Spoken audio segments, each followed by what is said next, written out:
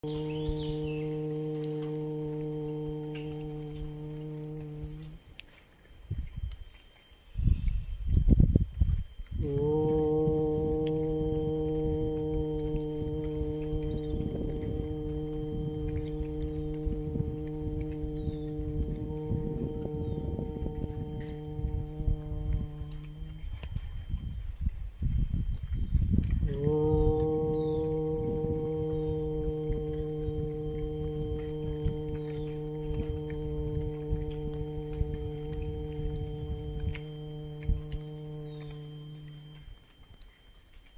नमः शिवाय।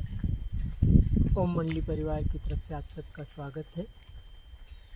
आज मैं अमरकंटक की पावन भूमि से अपना एक मैसेज देना चाहता हूँ सभी अपने ओम मंडली परिवार को कि मैं अमरकंटक क्यों आया, क्योंकि हमारी मैया यहाँ पर तपस्या के लिए आई हुई है, तो उनसे मिलने के लिए मैं आया था।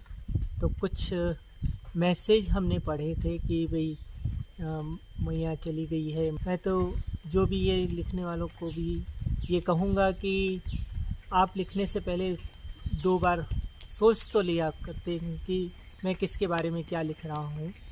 आप इतनी महान हस्ती को, जो मधुबन को छोड़ कर के बाप दादा आए, उसके बाद दूसरा मधुबन रायपुर में तैयार किया। रायपुर में मधुबन तैयार करने के बाद इतना सब कुछ सुख सुविधाएं छोड़ करके वो तपस्या के लिए बाबा ने एक बार बोला उन्हें कि आपको ये सब छोड़ करके जाना है, चलना है यात्रा पर, अगली यात्रा पर। तो उस अगली यात्रा पर निकलने से पहले उन्होंने ये भी नहीं सोचा कि पीछे से कौन संभालेगा, क्या करेगा, या उनके इतने सारे बच्चे हैं तो उनको कौन देख रेख रखेगा। उन्होंने बाबा के ऊपर इतना निश्चय रख करके और कुछ भी पीछे से सोचा नहीं और बस चल दिए अपनी यात्रा की ओर। क्या ऐसा कोई और भाई बहन कर सकेगा कि भगवान ने उनको पहले से ही ये इशारा दिया गया था कि आपको कभी भी जो भी आप बना रहे हैं, जो भी आप स्थापन कर रहे हैं, उसको छोड़ करके जाना पड़ेगा। तो उन्होंने कहा था कि बाबा जैसे आप बोलोगे वैसा मैं करूँगी। तो उसी अनुसार जिस प्रकार बाबा को उन्होंने वचन दिया, उस वचन को निभाया है कि मधुबन बनाया, इतना बड़ा मधुबन बनाया, उसी को छोड़ करके। और आज यहाँ जो रायपुर में जो बनाए 1 एकड़ ज़मीन से ऊपर में कंस्ट्रक्शन का काम कराया, इतने रूम्स बनाए, ये सारे कितने सारी सुख सुविधाएं बनाई। इतना सब कुछ बना करके भी उन्हें जब बाबा ने कहा कि आपको अगली यात्रा पर चलना है, और उन्होंने एक झटके में कोई विचार नहीं किया, कुछ भी सोचा नहीं कि आगे क्या होगा, आगे कहाँ जाना होगा, कैसे जाना होगा, कोई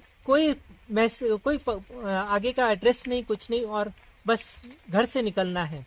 इस ऐसे समय पर हम सभी क्या ये विचार करेंगे कि हाँ मैं अपना सब कुछ छोड़ करके, सब कुछ त्याग करके मैं ऐसे चलने के लिए तैयार हूँ कि कोई पता नहीं है, कोई एड्रेस नहीं है, कहीं ठिकाना नहीं है कि कहाँ रहेंगे और कहाँ जाएंगे।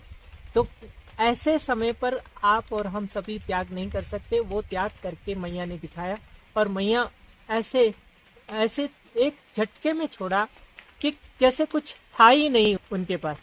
जैसे हमने तो देखा है कि मधुबन के बाद, मधुबन में भी जब छोड़ा था, उस समय भी उन्होंने विचार नहीं किया था कि उस समय भी उनके पास कुछ भी नहीं था। लेकिन उसके यहाँ रायपुर आने के बाद तो उन्होंने अपनी मेहनत से और अपनी तपस्या से, बाबा के इशारों से जो इतना बड़ा मधुबन तैयार किया, उस मधुबन को छोड़ने के लिए भी उन्होंने कभी नहीं सोचा पीछे कि मैं छोड़कर जा रही हूँ। तो ऐसी महान हस्ती के बारे में हम तो नतमस्तक हैं कि मैया जैसा त्याग आज न संसार में न कोई कर सका है और न कोई आगे कर सकेगा। हमने तो देखा है, हम तो मधुबन में रह कर के भी देखा है। मधुबन में 92 में जब दादी प्रकाश मणि ने चेंज किया था, तो उस समय भी कई बहनें तो चेंज हुई थी और कई बहनें फिर छोड़कर भी नहीं आई, और जो छोड़ के आए तो वो अपने अपने अलमारियों को ताला लगा करके आए थे। तो इसको देख करके हमें ये लगता है कि इतनी महान हस्ती के ऊपर ऐसे कटाक्ष करने से पहले 4 बार सोचना चाहिए कि हम क्या बोल रहे हैं और किसके बारे में बोल रहे हैं। और आगे बोला कि आप ओम मंडली महामूर्खों की मंडली है, महामूर्खों की हो या किसी की भी हो, आप अपने पुरुषार्थ पर ध्यान दें, आप अपने लक्ष्य की ओर ध्यान दें। कौन क्या कर रहा है, कौन मूर्ख है या कौन सही है, इसका फैसला हम नहीं कर सकते, ये तो भगवान कर सकता है। और आने वाले समय में भगवान ये सब फैसला करने वाला है और ये भी सबको साक्षात्कार होगा कि कौन क्या पद प्राप्त करेगा, या आप मूर्ख हैं या हम मूर्ख हैं, ये आने में वक्त बताएगा। मैं इतना ही कहना चाहूँगा कि आने वाले समय में हमें किसी से आँख मिलाना हो या बाबा के सामने जाना हो या सूक्ष्म वतन में बाबा जब हमें पूछेगा कि आपने नीचे रह करके क्या किया, तो हम उनसे आंखें मिला करके बोल सकें कि हमने ऐसे कोई शब्द नहीं बोले हैं, हमने ऐसा कुछ कर्म नहीं किया है, तो इसलिए हम सीना ठोक करके आएंगे। तो हमें ऐसे कर्मों के ऊपर ध्यान देना चाहिए, न कि किसी के ऊपर कटाक्ष करें। और फिर किसी भाई ने बोला कि विजय भाई भी अपने घर भाई को छोड़ करके आ गए।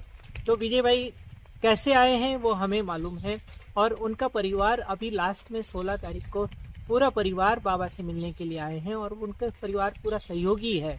ऐसा नहीं है कि उन्होंने भी पीछे सबको छोड़ करके ऐसे भाग के आ गए, ऐसा कुछ भी नहीं है। इसलिए जो आंखों देखा हाल है, आंखों से जो दिखता है वो रियल नहीं होता है, रियल कुछ और होता है। इसीलिए बाबा हर बार मुरलियों में कहते हैं, इन आंखों से जो कुछ देखते हो वो सब विनाश होने वाला है। इसलिए इन आंखों के ऊपर विश्वास ना करके अंदर की बातों को जाने, अंदर के रहस्य को जाने, तो आपको ये पता चलेगा कि भगवान का प्लानिंग क्या है और हमारा प्लानिंग क्या है।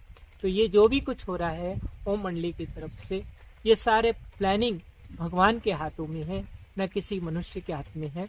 इसलिए आप कृपया करके ऐसे कोई भी जो उचित शब्द नहीं है वो उनका प्रयोग ना करें, क्योंकि आने वाले समय में कोई हमें या आपको कोई सहयोग नहीं देगा, आपके कर्म ही आपको सहयोग देंगे।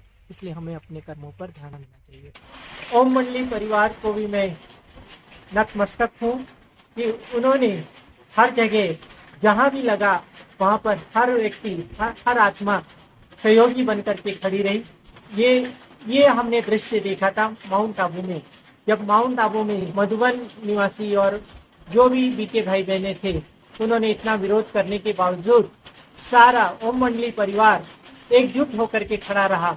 कोई भी उससे पीछे छोड़ करके भागा नहीं और खड़े होकर के सारी समस्याओं का सामना करके और बाबा मिलन करवाया। उसी को देखते हुए आज भी ओम मंडली परिवार की तरफ से मैं गर्व से कह सकता हूँ कि हमारा जो ओम मंडली परिवार है वो आज भी हमारे साथ कंधे से कंधा मिला करके खड़ा है।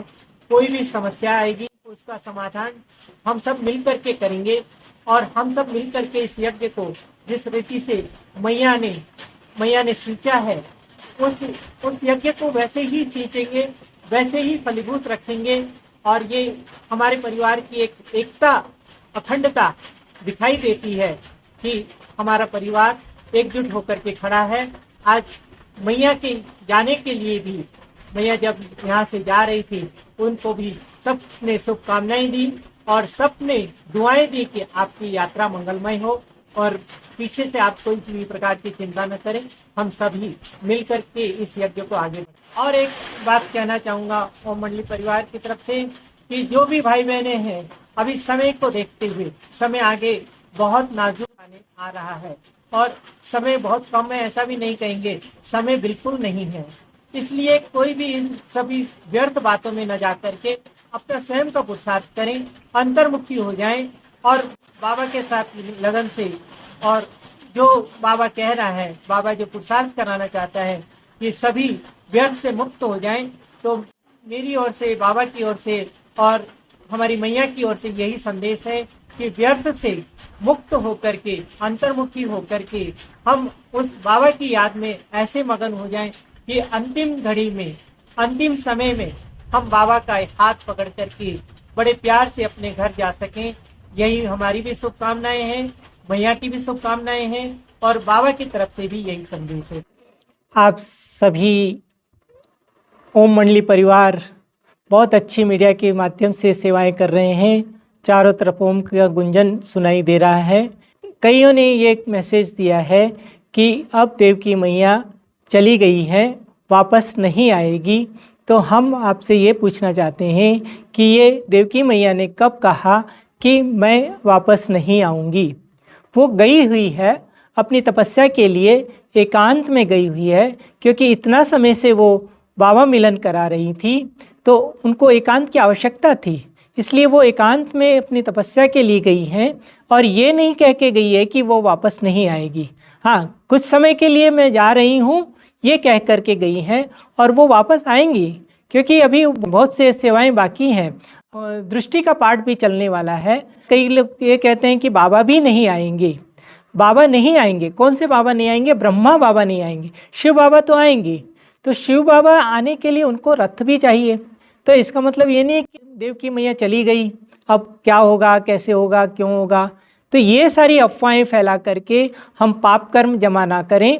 इससे पाप कर्म जमा होते हैं, क्योंकि हम सभी के संकल्पों के चलाने के निमित्त बन जाते हैं। इससे स्थिति नीचे गिरती है। हमें ऐसे मैसेज देने हैं कि जो लोग सबकी स्थिति बने, सबका पुरुषार्थ अच्छा हो, वो काम करना है, न कि अफवाहें फैला करके पाप कर्म जमा करना है। हमें पुण्य कर्म जमा करना है, क्योंकि अब वापस घर जाना है। अब समय नहीं है, समय बहुत कम है, और समय कम रहते हुए भी अगर हम ये ऐसी बातें फैलाते हैं तो इसके पाप के भागीदार हम बनते हैं। इसलिए कृपया करके ये चीज़ें ना फैलाएं, ये अफवाहें ना फैलाएं कि देवकी मैया चली गई है, अब बाबा नहीं आएंगे, देवकी मैया नहीं आएगी। ऐसा फैला करके सबको डिस्टर्ब ना करें। इसलिए ये संदेश हम देना चाहते हैं कि आप सभी अब स्वयं भी पुरुषार्थ करें, औरों का भी पुरुषार्थ पर ध्यान दिलाएं, और मीडिया के माध्यम से ये कहें कि अब समय कम है, आत्मिक स्वरूप का अभ्यास करें, स्थिति बनाएं। इसी में आपका और हमारा सबका कल्याण है, यही हम कहना चाहते हैं। ओम नमः शिवाय।